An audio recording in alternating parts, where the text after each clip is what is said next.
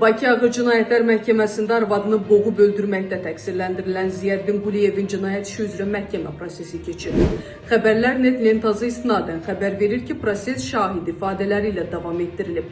Şahid qismində ifadə verən Salman Məmmədov bildirib ki, təqsirləndirilən şəxslə qonşu olub. Hadisə vaxtı evdə olmadığını, aprelin 20-sində oğlunu zəng edib Ziyəddinin yoldaşını öldürdüyünü xəbər verdiyini söyləyib. Təqsirləndirilən şəxsin atası Seyfəddin ifadəsində göstərib ki, gəlini onun bacısı qızı olub. Əxlaqlı, ailəcanlı, uşaqlarına baxan biri idi. Hadisə baş verən gün Ziyəddin uşaqları onlara gətirib deyib ki, arvadı xəstələnib. Amma bir müddətdən sonra polis əməkdaşları gəlib, məlum olub ki, ölüm hadisəsi baş verib.